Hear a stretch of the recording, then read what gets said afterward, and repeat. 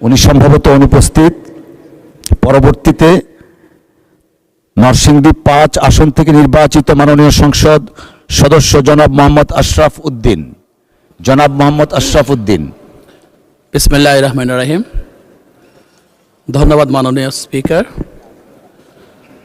আজকের এই মহান জাতীয় সংসদে উপস্থিত হতে পেরে আমি কৃতজ্ঞতা প্রকাশ করছি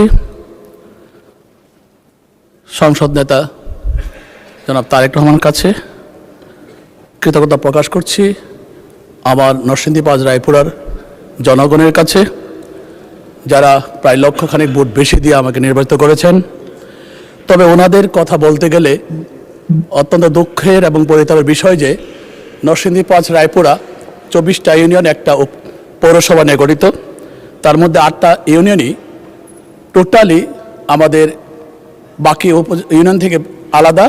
সেখানে একটা মেঘনা নদী আছে, প্রায় 200 নৌকা প্রতিদিন মানুষ যাতায়াত করে এবং প্রচুর গাড়ি ফেরি পারাপার হয়। কিন্তু এই বৃষ্টি হলে আমরা চরাঞ্চলের প্রত্যেকটা ইউনিয়নকে আমরা শিল্পনগরী বলেন, পর্যটক নগরী বলেন, শিক্ষানগরী বলেন, সব দিক দিয়ে আমরা উন্নত করতে পারি।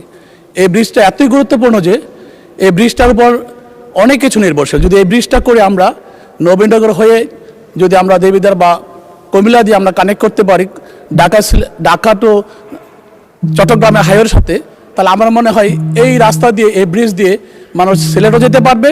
পাশাপাশি ঢাকা শহরে যে যানজট হয়, শত শত কাভার্ড ভ্যান, ট্রাক, গাড়ি যেটা ঢাকা শহর হয়ে গাজীপুর যায়, ভালুকা, ময়মনসিংহ যায়, সেগুলো এই রাস্তা দিয়ে যাবে। তাতে করে আমরা প্রচুর রেভিনিউ আর্ন করতে পারি। পাশাপাশি এই এলাকার উন্নয়ন করতে পারি, এই এলাকার আশপাশের সমস্ত এলাকার উন্নয়ন হয়। কাজে আমি অনুরোধ রাখবো মাননীয় সড়ক পরিবহন ও সেতু মন্ত্রীর কাছে এই বৃষ্টি করার জন্য যথোপযুক্ত ব্যবস্থা গ্রহণ করার জন্যে। ধন্যবাদ।